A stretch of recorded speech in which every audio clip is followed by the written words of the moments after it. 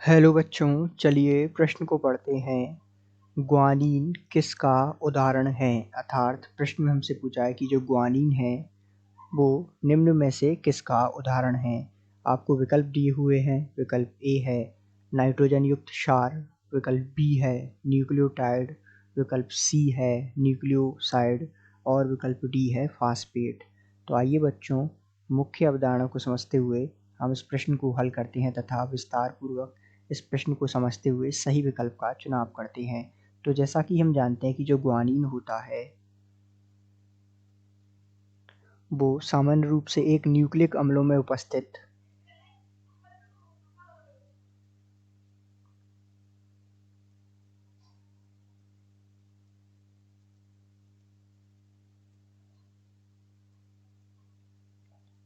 एक विषम चक्रीय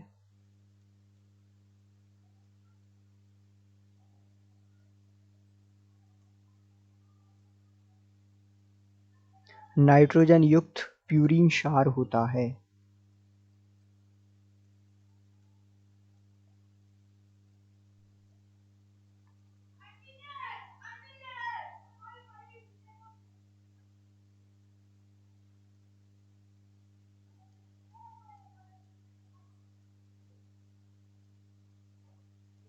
यदि हम ग्वानिन की संरचना के बारे में बात करें तो आइए हम ग्वानिन की संरचना देखते हैं कि ग्वानिन की संरचना किस प्रकार की होती है। तो ग्वानिन की संरचना सामान्य रूप से हम बना लेते हैं कार्बन द्विबंध O, यहाँ जुड़ा होता है NH, यहाँ C, इसी प्रकार यहाँ कार्बन, यहाँ द्विबंध युक्त कार्बन तथा यहाँ नाइट्रोजन और ये द्विबंध के साथ जुड़ा होता है। यहाँ NH2 समूह जुड़ा हुआ होता है तथा ये जो कार्बन है इसके साथ यहाँ नाइट्रोजन तथा द्विबंध के साथ जो है CH और यहाँ पर NH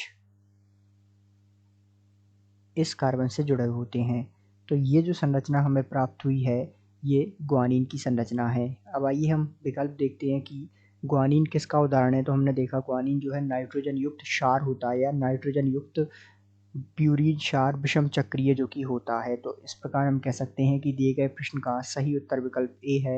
आशा करते हैं आपको समझ आया होगा। धन्यवाद।